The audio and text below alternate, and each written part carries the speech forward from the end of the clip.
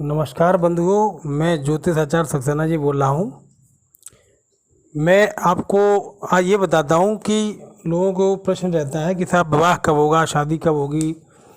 लड़के लड़कियाँ सभी इस बात से चिंतित रहते हैं कि विवाह उनका कब होगा, कब समय आएगा। तो मैं आपको उसके बारे में बताता हूँ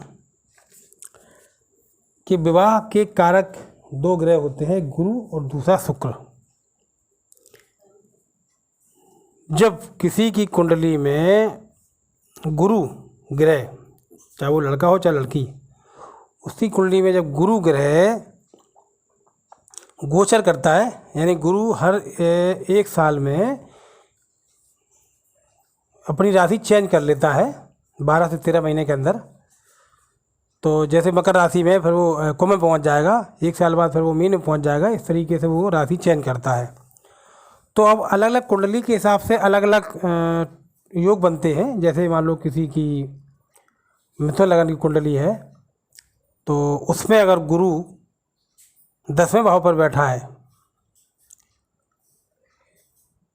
तो जब वो चलता हुआ 11वें भाव में पहुंचेगा,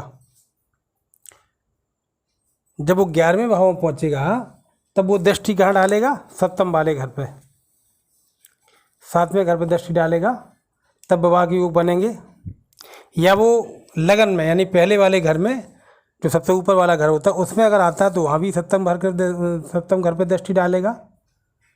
इसके बाद वो तीसरे घर में जाएगा, यानी जो सबसे पहला घर होता है उससे तीसरे नंबर पे गिनेंगे तो लेफ्ट साइड में तीसरा नंबर का घर होता है, उसमें अगर गुरु पहुँचेगा तब भी वो सप्तम घर में दृष्टि डालेगा, तब भी विवाह के योग बनते हैं।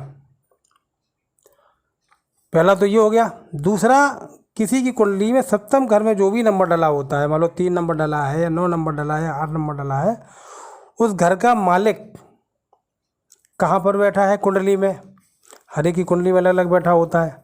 जब वो गोचर करता हुआ उसी अपने ही घर में आ जाए, यानी कि अगर 7वें घर में 9 नंबर डला हुआ है तो उसका मालिक गुरु हुआ, तो गुरु उस घर में आ जाएगा, तब विवाह के योग बनेंगे। या किसी के 7वें घर में 1 नंबर डला है तो उसका मालिक मंगल हुआ। मंगल गोचर करता हुआ जब उसी घर में आ जाएगा, यानी 1 नंबर पे, वो करीबन 1.5 महीना रहता है। हर एक ग्रह का टाइम अपना अलग अलग रहता है। गुरु 1 साल रहता है एक राशि में, शनि 2.5 साल रहता है एक राशि में, मंगल 1.5 महीने रहता है, 45 दिन के समथिंग, बुध 1 महीने रहता है, सूर्य भी 1 महीने रहता है। ऐसे सब ग्रहों का अलग अलग टाइम पीरियड होता है। तो जब वो सप्तमेश अपने ही घर में आ जाएगा तब विवाह के योग बनते हैं। तीसरी बात, सप्तमेश यानी सप्तम घर में जो भी नंबर डला है उसका मालिक, उसको कहते हैं सप्तमेश। जब उसकी महादशा आपकी कुंडली में आएगी या अंतरदशा कुंडली में आएगी तब भी विवाह का योग बनता है।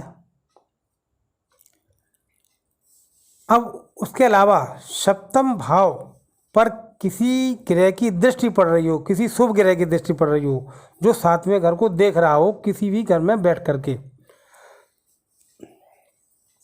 तो जब उसकी दशा आएगी तब भी विवाह बनेगा, विवाह का योग बनेगा।